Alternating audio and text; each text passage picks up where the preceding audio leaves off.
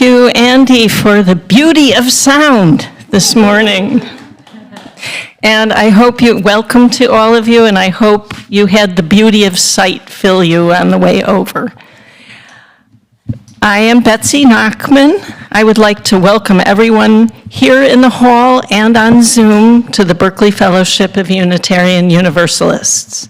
We are part of a free religious tradition that honors the loving heart, the open mind, and the growing community. A few reminders to start with. Please silence your cell phones. If you have any announcements, please write them down and give them to Jeff over in the AV corner. You probably see earphones, up and over. If you would like to write in the Book of Joys and Sorrows, it's right there on the table with the blue tablecloth, and please feel free to write in it in the next 5 to 10 minutes, because I'll be reading from it soon. Our fellowship stands on land that is today called Berkeley, California, located in the stolen territory of the Ohlone people. I have promised to keep this congregation a little up to date on this Truth and Healing Council that Newsom started in 2019. It's due to put a report out this summer, but it's not out yet. So while we're waiting, a little encouraging news. The California Natural Resources Agency's Tribal Stewardship Policy, launched in March of this year, promised 7.5 million acres, or more than 7% of California lands, will be returned to or co-managed with indigenous tribes. And so far, 103,000 acres have been returned to tribes so far. So keep your eyes on it, because the co-management arrangement, who knows how that's going to really work out. Today, as always, we are delighted to have Gillian Fynn be our speaker. And I say that from my head to my toes. She's a lifetime activist for peace and justice. Semi-retired, she has a small psychotherapy practice in Berkeley, where she resides. Gillian is a member of BFUU and currently acts as board president. Gillian will give us our opening words. Thanks, Betsy. And the opening words come from Mary Oliver's book of essays called Upstream. Understand from the first this certainty: butterflies don't write books, neither do lilies or violets, which doesn't mean they don't know in their own way what they are, that they don't know they are alive, that they don't feel, that action upon which all consciousness sits, lightly or heavily. Humility is the prize of the leaf world. Vainglory is the bane of us, the humans.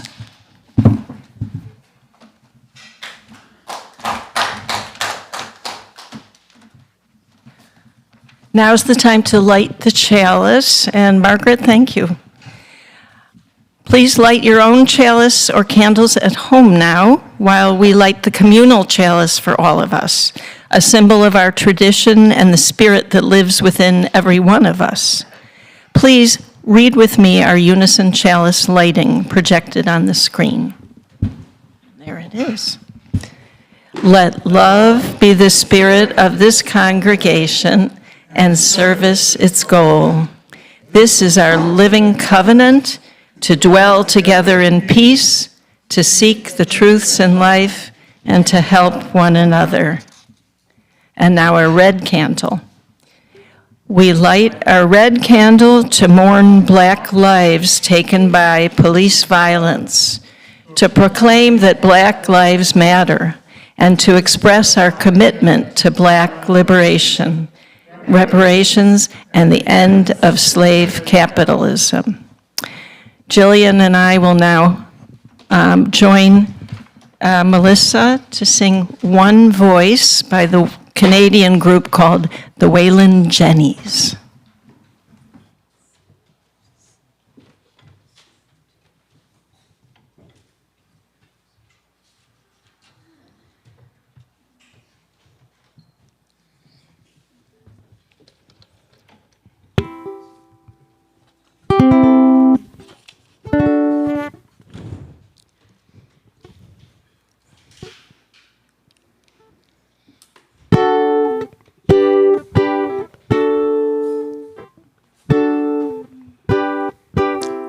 I don't have the right page. I am very tired.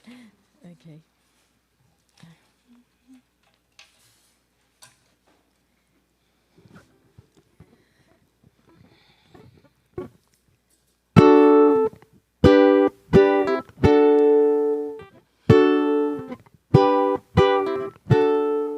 This is the sound of one voice, one spirit, one voice, the sound of one who makes our choice.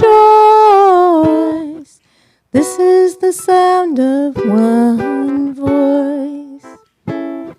This is the sound of one voice.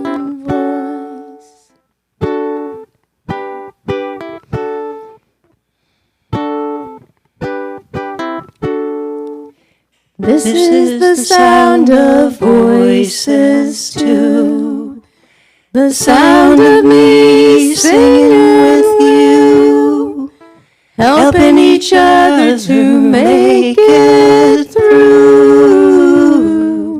This is the sound of voices too. This is the sound of voices too.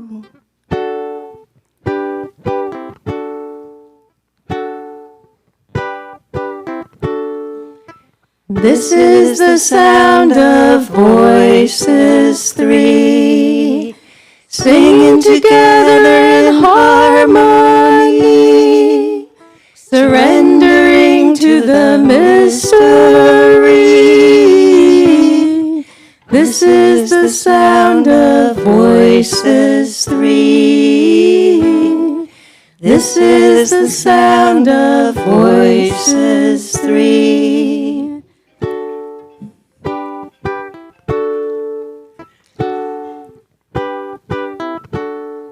This is the sound of all of us, singing with one will to trust. Leave the rest behind, we'll turn to dust. This is the sound of all of us. This is the sound of all of us.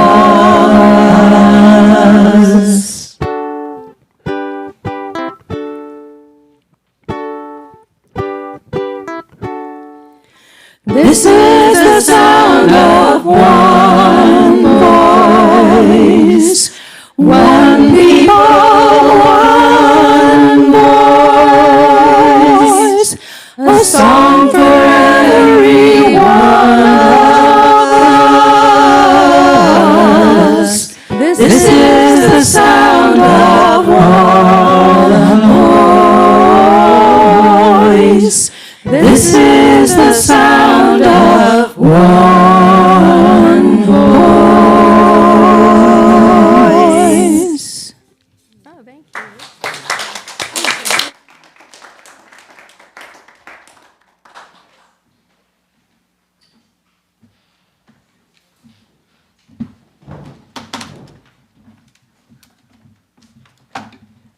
Tom, that was beautiful direction.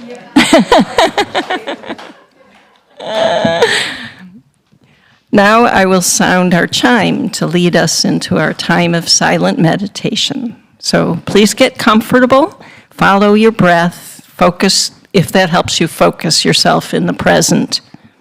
I'll ring the chime a second time at the end of 2 minutes.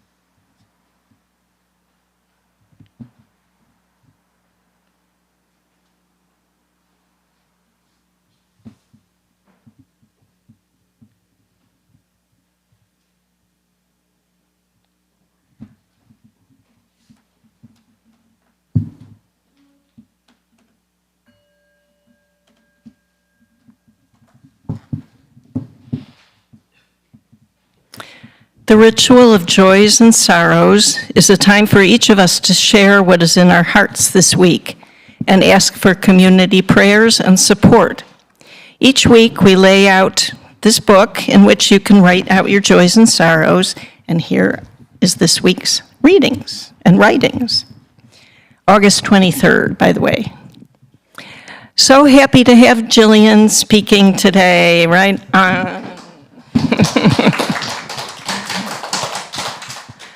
The choir sounds great. That's anonymous.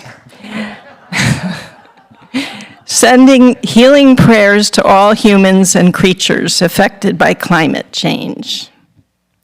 Yesterday's white party for Haiti was the best ever held. Great, huh? It was not only sold out tickets, but also had great Haitian speakers. Congratulations. And for my sister Kathy, a speedy recovery from tripping down 2 stairs and resulting in 2 concussions. So sorry. Yeah. Yeah. She will heal, though. Jeff, are there any contributors on Zoom? Yes. For Susan and Gary, who evacuated last night from the wildfire. That's from Bill and Rosa. Thank you, Jeff. Now is the time we say aloud the names of anyone to whom we want to send love and support.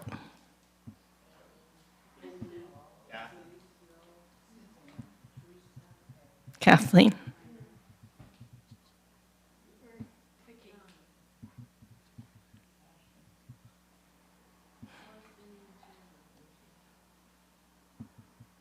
Grand Staircase Escalante.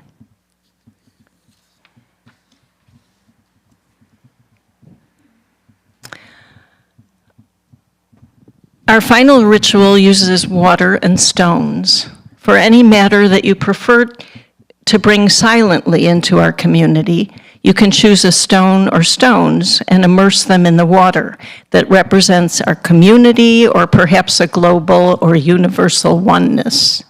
Please rise now and find a place in the aisle if you want to participate.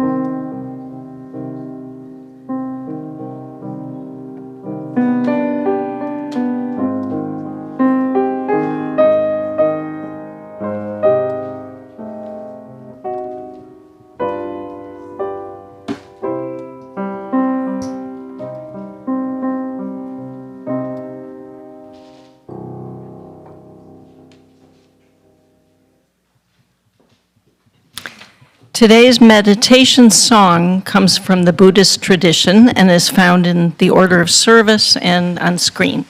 Please join us in singing. May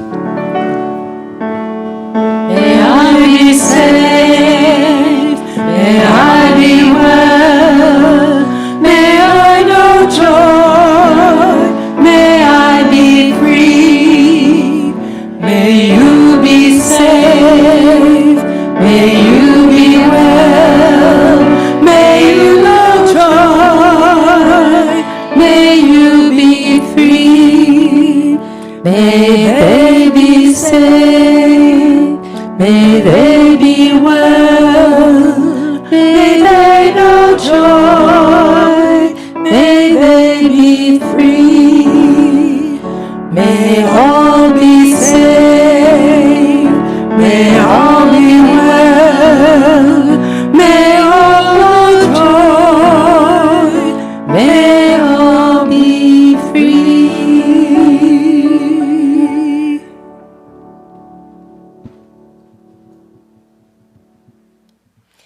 And now Justin will do a reading for us.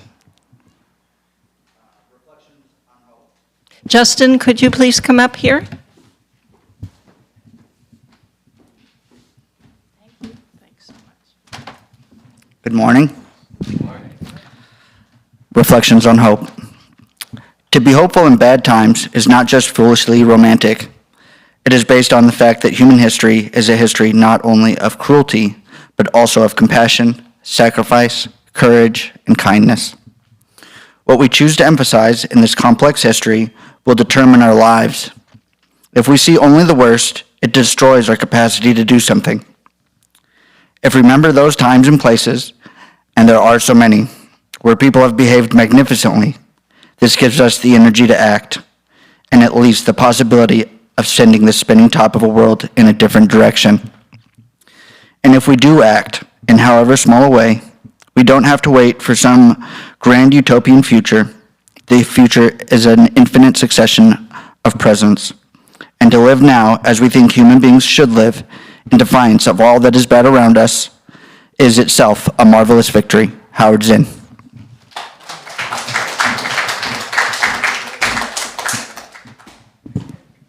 And now Gillian's sermon. Homily. Thank you. Yes, I am not qualified to give a sermon. Okay.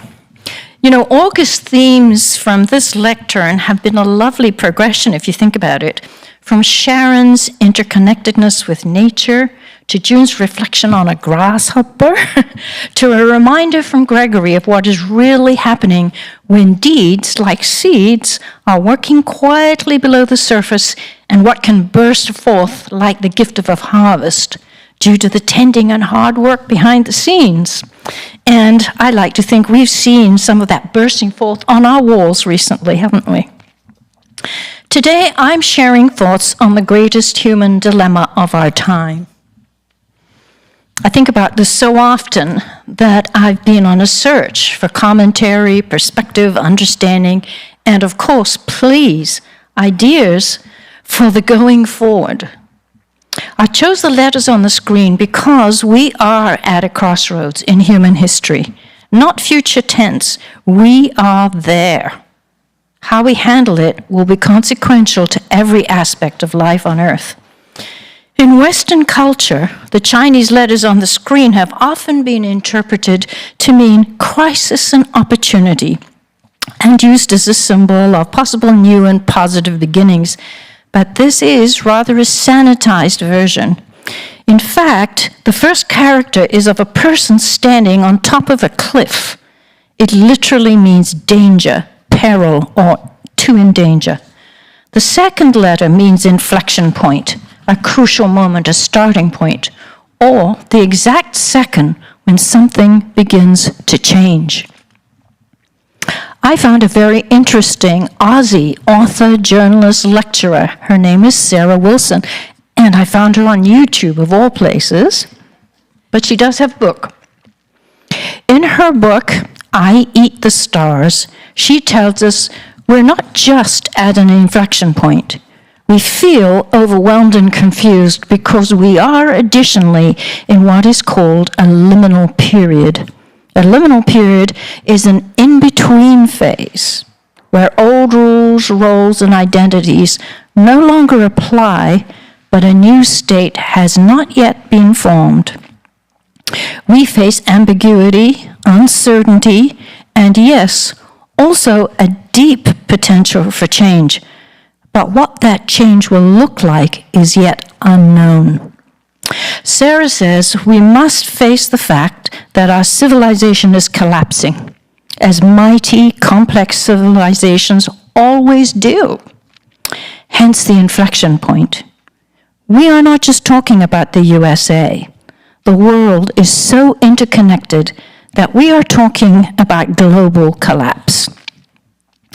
We can point to multiple manifestations of this collapse: climate change, fires, floods, drought, climate migration, collapsing global economy, the rise of authoritarian politics. Perhaps you have a couple to mention. What do you think of when you think of things changing in a serious way? Okay. The doomsday clock stands at 85 seconds to midnight. Vanishing civil rights, white Christian nationalism, supercapitalism, AI, fossil fuels. We in this country are only one part of the story, yet we have such a huge impact. In my reading, I went back to Yuval Harari, world historian, and his book Sapiens, which is, of course, about us and all the transitions human beings have been through.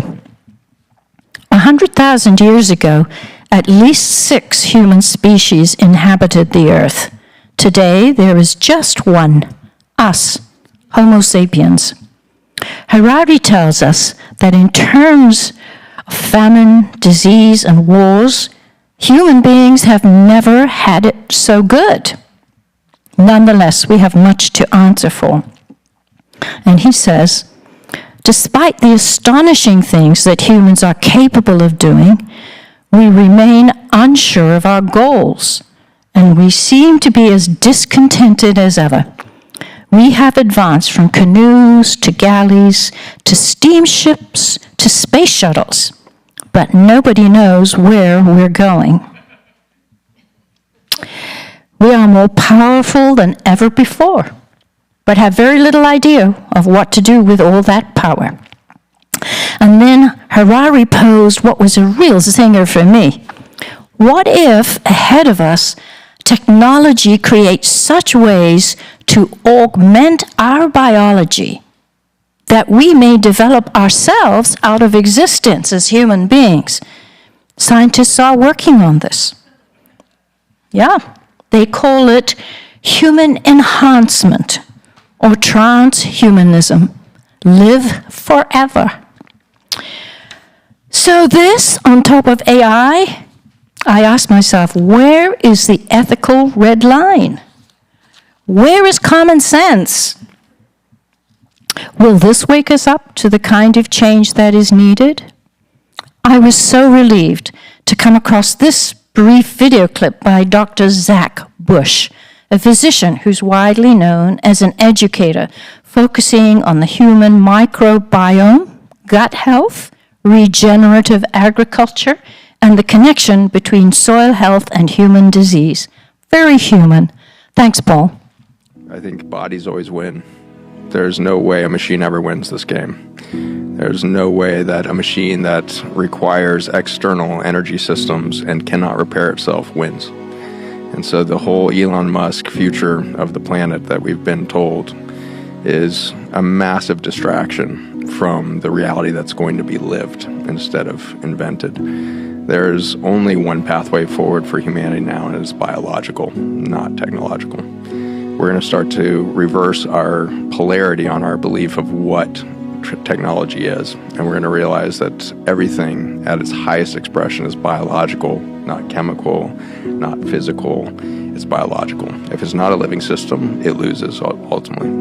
The universe has been innovating life for billions of years because it's the most eloquent, most elegant thing that's ever been expressed by all of the systems, all of the stacking geometry and beauty of this universe. It's life. That's the secret of everything.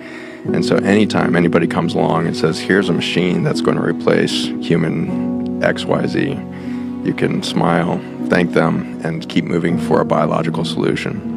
Life has been co-expressing life for billions of years, and it is by far and away the most spectacular relational expression of nature that's occurred so far. Thank you.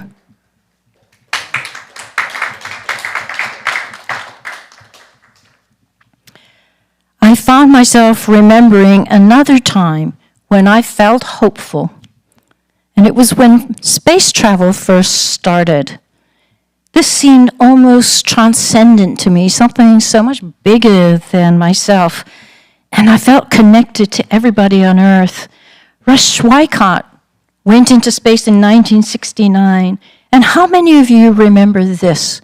No frames, no boundaries.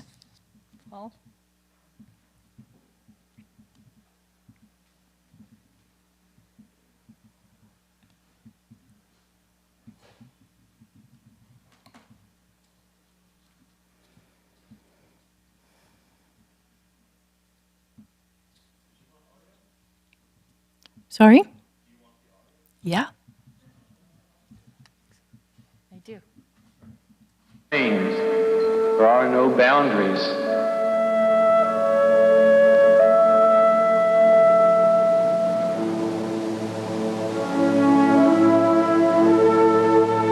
And you think about what you're experiencing and why. Do you deserve this fantastic experience?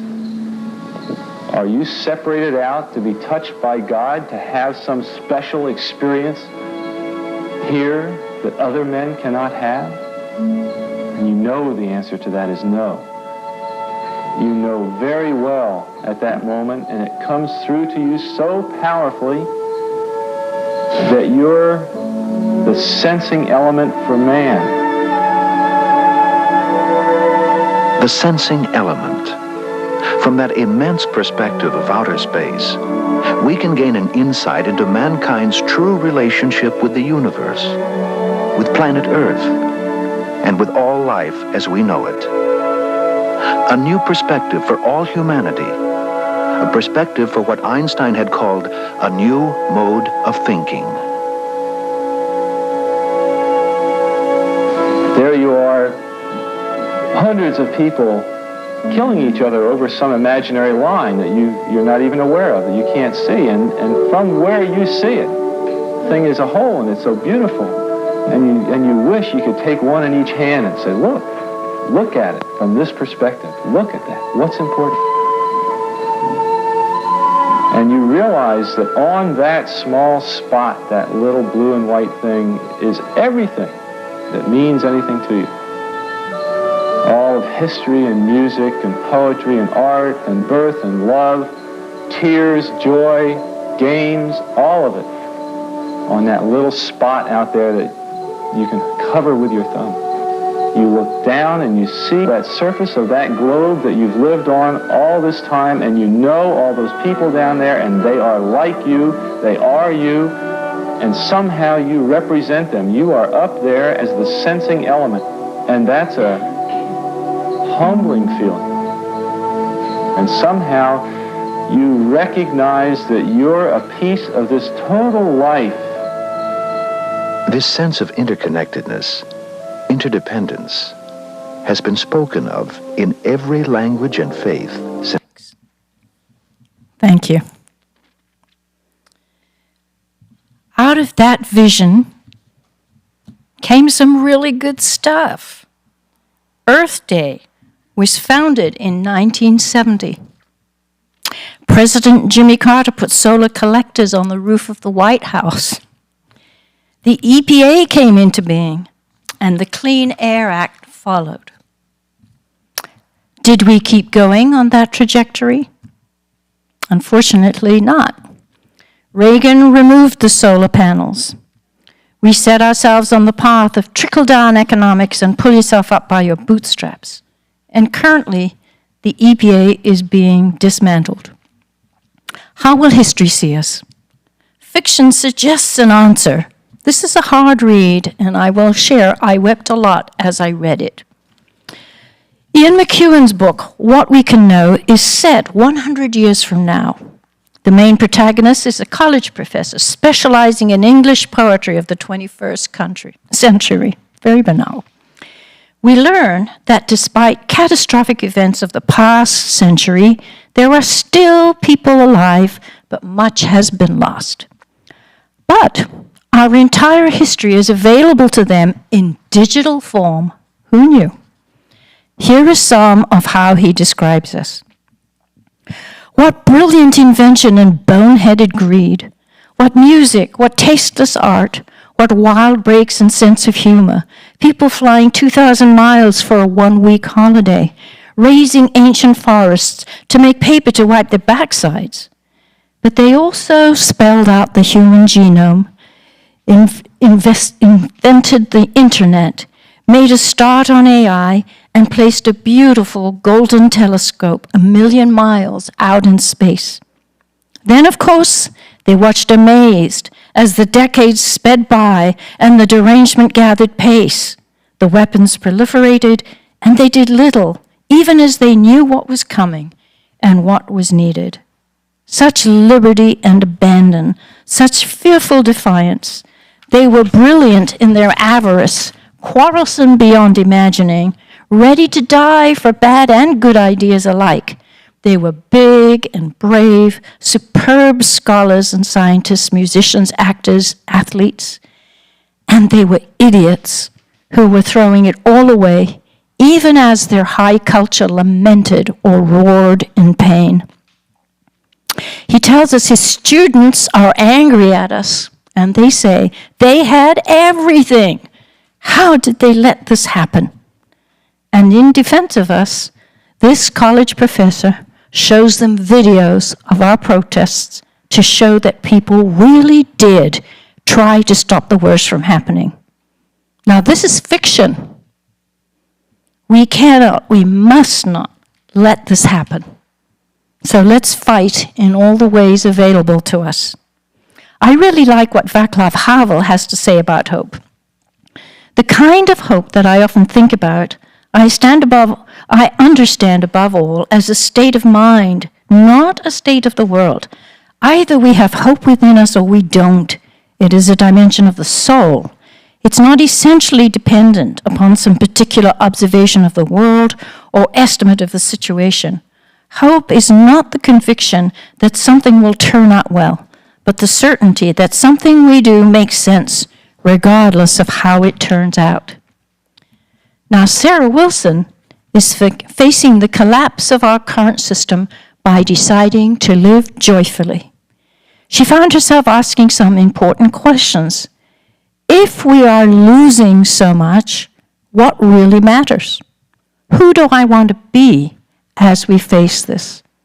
Her answer was, live simply, valuing relationships, community, being friendly to the earth, sharing resources, living smaller, being human. I invite you to think of where you are putting your energy these days. Is it in support of connection, community, and being human? What is important to you? Is that getting your attention and time? What are the connections that you value in your life? Family, friends, BFUU, activist groups, neighbors? Please, if you're comfortable, close your eyes for just a minute, or you can do this eyes open. And I want you to visualize holding hands with some of your own network of support.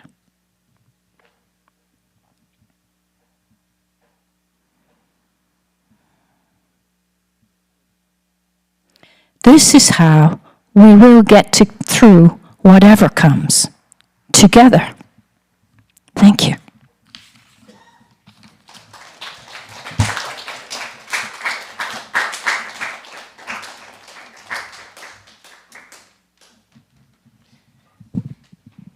want to thank Gillian and acknowledge her as a co-leader.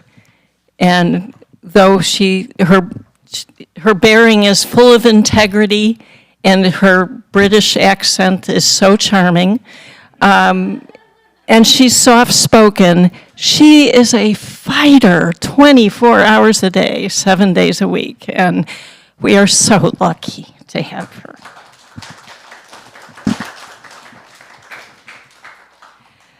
So now is the time that we share our responsibility for the home we're continually creating together. Our shared plate partner for August is Doctors Without Borders. This global, I need my glasses. Dollar Tree, dime store.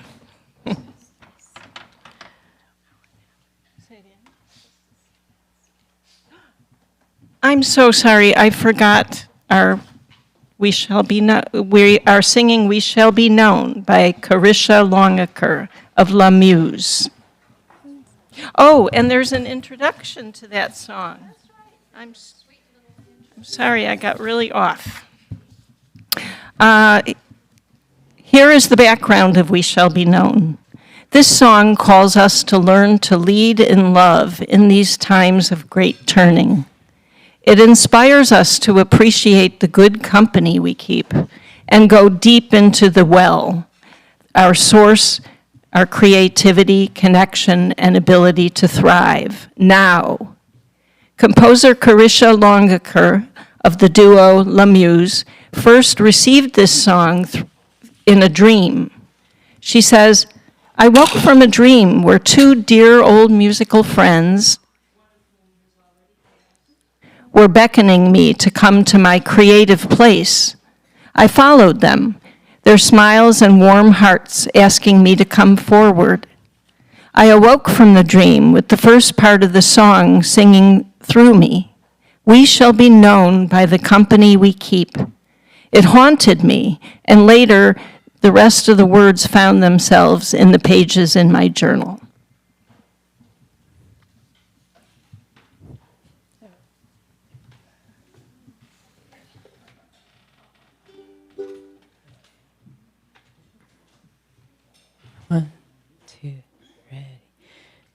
We shall be known by the company we keep, by the ones who circle round to tend these fires. We shall be known by the ones who sow and reap the seeds of change alive from deep within the earth. It is time now. It is time now that we thrive. It is time we lead ourselves into the well. It is time now, and what a time to be alive. In this great turning we shall learn to lead in love. In this great turning we shall learn to lead in love.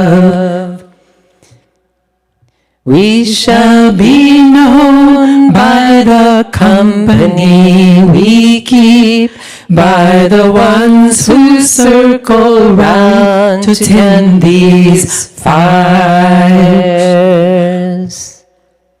We shall be known by the ones who sow and reap the seeds of change alive from deep within the earth.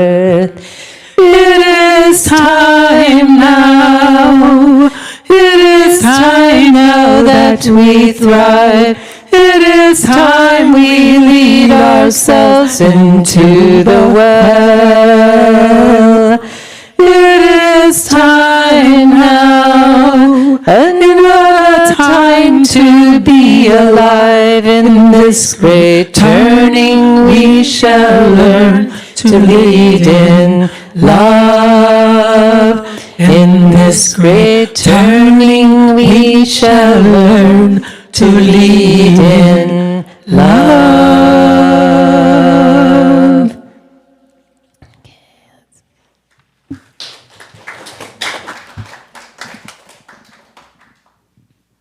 Now it is time when we share our responsibility for the home we're continually creating together.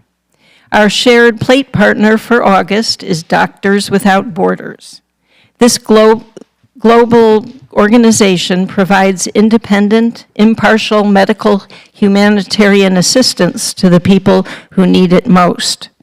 Doctors Without Borders, Médecins Sans Frontières, cares for people affected by conflict, disease outbreaks, natural and human-made disasters, and exclusion from health care in more than 70 countries.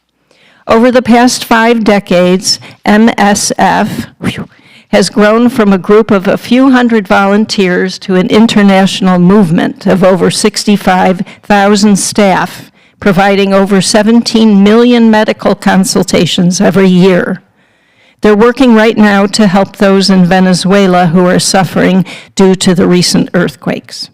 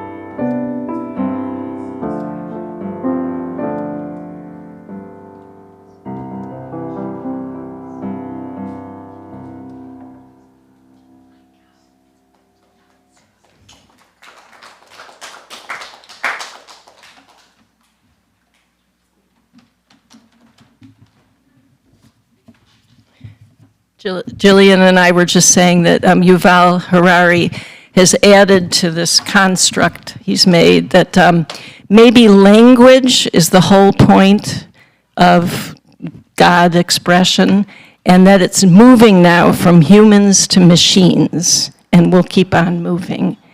And we're both saying, that's a mental construct, and we're going to suffer biologically for that mental construct. So let's keep it real. Let's go on to dedicating our gifts. Thank you for supporting Doctors Without Borders and BFUU, and let us dedicate our offerings. To the work of this fellowship, which is creating beloved community within and beyond these walls, we dedicate ourselves and these our offerings. Next is the song Common Thread by Pat Humphreys. Okay. Okay.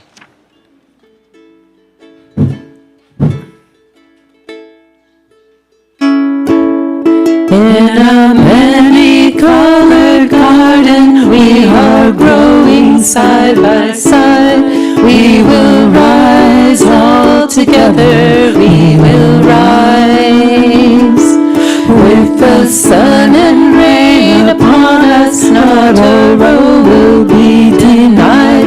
We will rise all together, we will rise. We will rise like the ocean, we will rise like the sun. We will rise all together, we will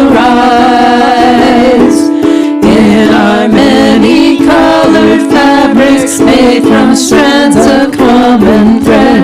We will rise all together, we will rise. We can feed our grain to cattle, and the rich man will be fed. We will rise all together, we will rise. Or we'll feed our grain to people so that millions will have bread. We will rise all together, we will rise. We will rise like the ocean, we will rise like the sun. We will rise all together, we will rise. No more will there be hunger in these strands of common thread. We will rise all together, we will rise. In the cold of fear and hatred, clothed in dignity we stand. We will rise all together, we will rise. We have peace this world together, linking hearts with stitching hands. We will rise all together, we will rise. We will rise like the ocean, we will rise like the sun. We will rise all together, we will rise. We are spirits drawn together tightly by our common threads. We will rise all together, we will rise. We are children to our elders from all nations, we will rise. We will rise all together, we will rise. May respect for all our differences enhance our common ties. We will rise all together, we will rise.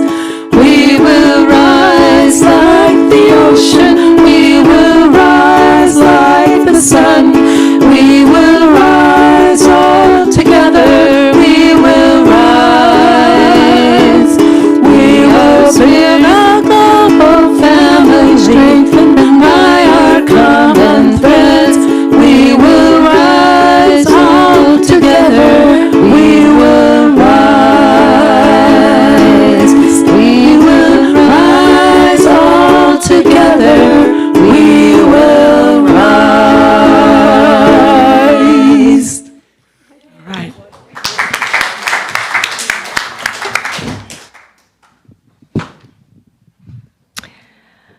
Well, thank you all, and welcome to all who are with us today in silence or with words, in person or in spirit. If you would like, please stay for lunch to eat good food and get more acquainted. We gratefully acknowledge all who worked hard together on this service. To those in the Zoom room, a hearty hello. Jeff, can you please tell us who's on Zoom today? Today we greet Ben Birch, Bill and Rosa, John Pengra, Jean Lieber, Marge Turngren, Simone, and Annie W.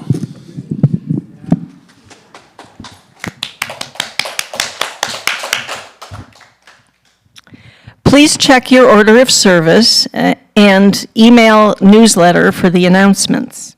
If you're not yet on our mailing list, go to the bfuu.org website to sign up, or you can contact me after the service. Next week, we will have a sermon titled Control Z by Reverend Amy Zucker Morgenstern. She says, Control Z is such a wonderful invention. When we have done something we suddenly regret, we can simply undo it. Does that only work on our computer keyboards? Amy thinks not. Sure, what's done is done, but we still have the power to revise and rewrite. What would you like to do a little differently in your own life? and in our communal life. Jeff, are there additional announcements? So we had planned to do on September 6th a Tapestry Voices service, but I double booked. So that's the problem when you schedule people and you don't write down immediately when the person agrees to do the sermon. So anyway, luckily for me, I found it in time before too much damage. But if you've already worked on your Tapestry voice message, which is going to be about 150 words, we're going to do that service in the future. So save it. Don't lose it. Save it on that computer. Use Control-Z or whatever you use to use on the computer, and we'll use it in the future. So there you go. Thank you very much.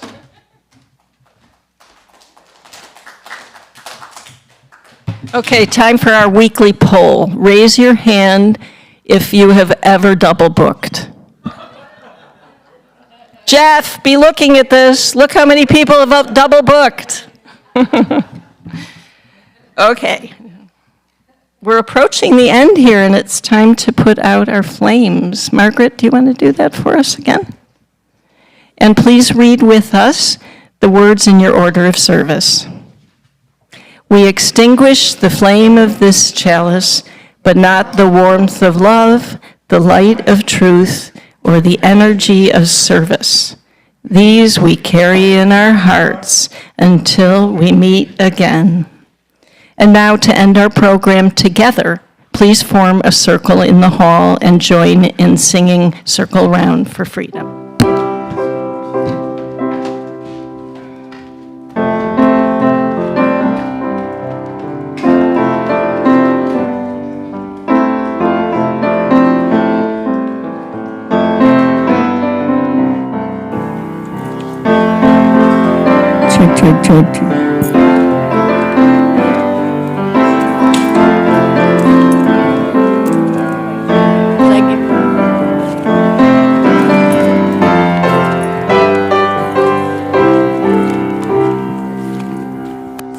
Circle round for freedom, circle round for peace, for all of us in prison, circle for release, for the planet, circle for each soul, the children of children, keep the circle whole.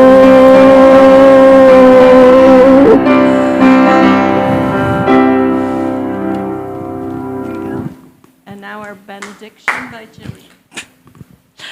Okay. Go forth into the world with courage.